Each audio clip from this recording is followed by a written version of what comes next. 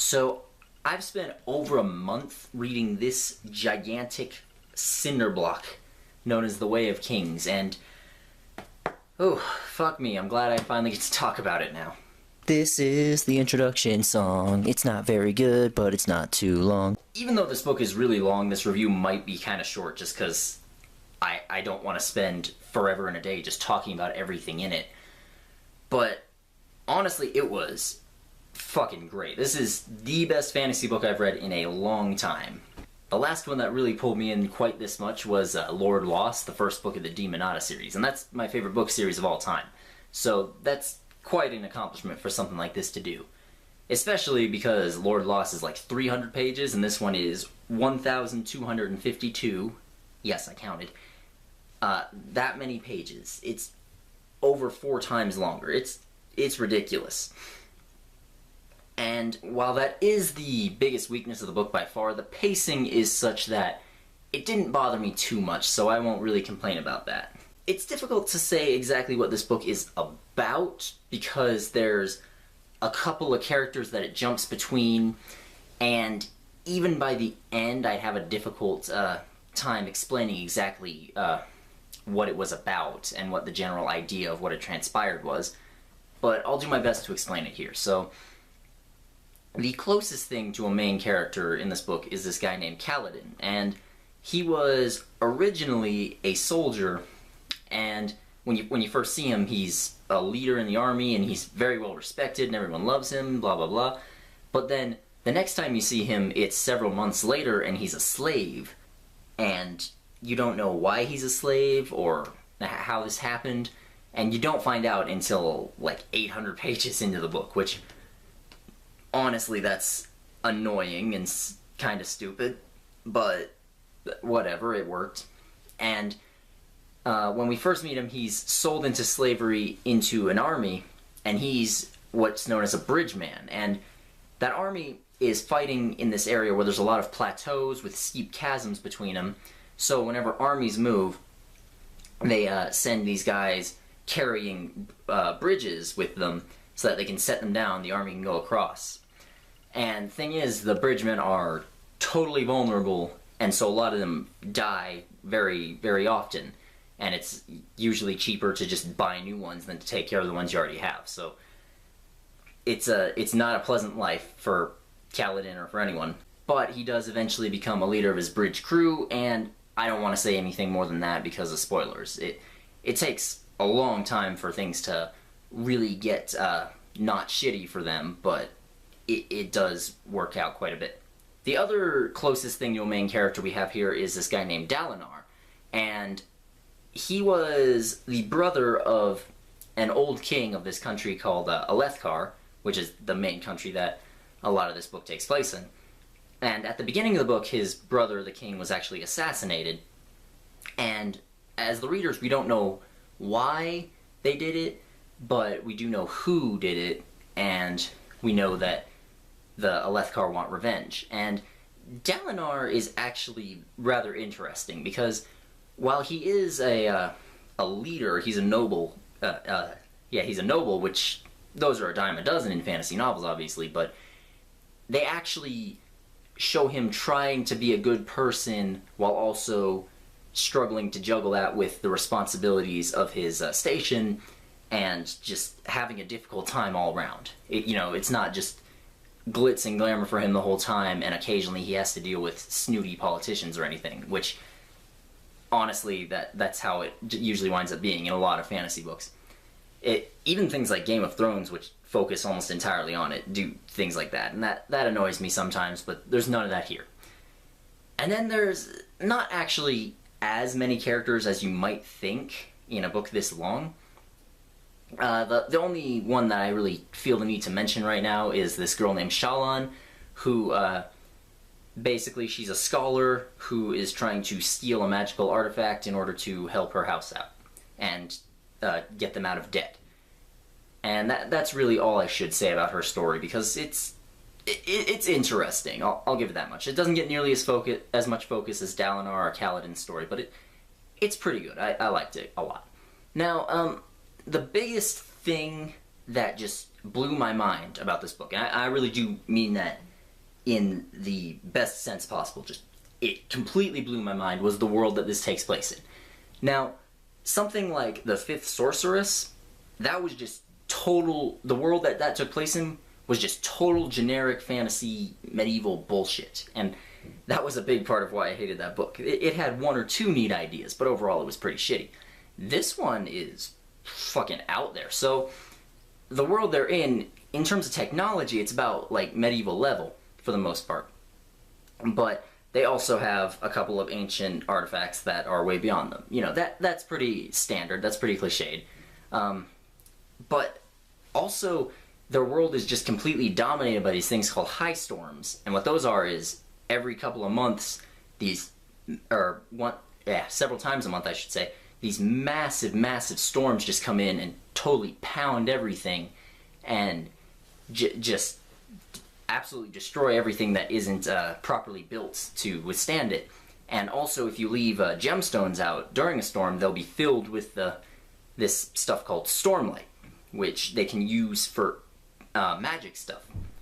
And that's how the whole magic system in this book works, actually, is some people can absorb it into their bodies and do shit with it, but most people can only hope to use it to sort of transmute some objects into other objects. Like, for example, turning wood into stone, or stone into food, or something like that. It's actually quite interesting. And they also have these little spheres with chips of gemstone in them that absorb stormlight, and they use those as currency, which, okay, that's strange, but it's cool. There's several different cultures and groups that we see in this book, and you get the feeling you're just barely scratching the surface. Even though this is this long, I believe that this series is supposed to be 10 books long by the time it's done, so that I really hope we do get to go out and experience the whole world and just fill in all these gaps, and man, it's just awesome. And there's also quite a bit of history that this book goes into, but ancient history, like thousands of years ago, from before the High Storm started and everything, they don't know much about that. The characters don't, the readers don't. It's strange, but I don't want to say everything, partially because that would take like 20 or 30 minutes, and partially because I want you guys to read it and just experience it yourself. Like, you can just totally jump in and immerse yourself into this world, and that's by far my favorite part of this book. Some of you might not enjoy it as much, but it was amazing to me. Now, like I said, the story is not very focused. It kind of just flips between the different characters, but, you know, they're all good. I liked Kaladin. I already mentioned I liked Dalinar a lot. I liked Shallan as well. Like, she could have been really bitchy and annoying, and at times she is a little bit bitchy, but you always see where she's coming from, and it's never played up too much. So I really liked that. Kaladin, he's great. You know, watching him go from this wretched, half-dead slave to what he becomes at the end is absolutely amazing. There's not really a villain to speak of in this. There's a couple of characters that kind of fit into the villain mold, but until the end, none of them are really what I'd call villains. And even then, they aren't like massive, world-threatening, devouring evils like you would normally see in these sort of books. Now, speaking of world-devouring evils, let's talk about where this series is supposed to go after this. I have no idea. Yeah, I mean, in some ways that's kind of good, because you know, if I can't predict what's going to happen, then that makes it more exciting. And I am really excited to read the second book. Like, I know it's out now. I kind of want to read it now, but also I want to put it off for a while so I can do some shorter books and get more reviews out, but we'll see where that goes. I don't know yet. But, like, I just don't know where it's going to go, and that also kind of annoys me, because it's impossible to explain to other people, and also it almost feels like a waste of time, if that makes sense. Like, okay, so you know the Tom Cruise Mummy movie that came out just a couple months ago? Like, that movie had its fair share of problems, but the biggest one, for me at least, was that it was less concerned with just being a mummy movie and more concerned with setting up the dark universe. you know, so it was just constantly dropping hints to other movies that they're planning on making in that, and so that kind of bogged the whole thing down. It left it without its own identity. And this book, it's not nearly as bad in that regard, but I just have no idea where it's going to go, and it kind of feels like it's setting up for that. But also, I don't know what it's setting up for, so it's weird. I mean, the last fantasy book series I read all the way through that was this long was Wheel of Time. And by the end of the first book, you had a general idea of what was going on. Actually, not even the end necessarily, but throughout the first book, you had a general idea of what was going on.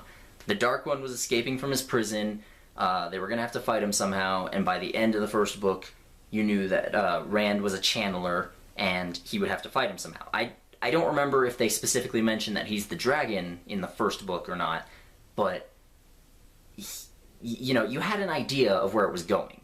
You didn't know exactly what was going to happen, but you had an idea. With this, I don't know what's going to happen next. And once more, that's not totally bad, because I have no idea what's going to happen, and that makes it exciting, but it's also just annoying to think that this whole thing might have just been set up for something else. Because, again, this is fucking long. Okay, it's the size of my fucking head. It hurts to get hit with it. And that's another thing that, it didn't bother me too much, but that will be a huge, huge obstacle for a lot of people. Like, this copy's 1,250 goddamn pages, okay? I don't blame you if you don't want to read something like this, but it never bothered me too much because the pacing's really good, but again, it took me a fucking month to get through this, and I read pretty fast. So overall, this is by far the best epic fantasy book I've read in a long time. I mean, it has really great characters, which I didn't hate a single one of them. There was not a single one of them who's, when their chapters started, I dreaded going through it. And they all have their flaws, they all have their pros. They're all great, honestly. And then the story, while it was unfocused, it was paced well enough that I wasn't super annoyed by it or anything. And again, the characters are great enough that I was still invested and I wanted to know what happened. The world is fucking fantastic. Like, it's just so alien and out there. It's by far one of the best I've read. Not just recently, ever. Like, I mean, I love Wheel of Time, but this blows that out of the water. Like, world building, at least. Like, this blows almost everything I've read ever out of the water with world building.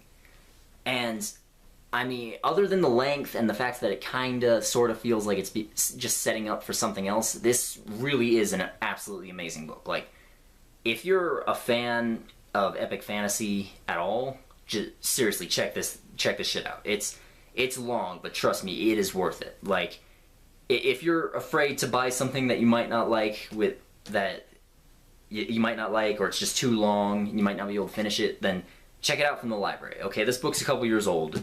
There should be copies at your library. Seriously, just read at least like 100 pages of this, and if you aren't interested, then I haven't done my job right, because this shit is awesome. So I guess this is where I say subscribe and shit. So subscribe and shit.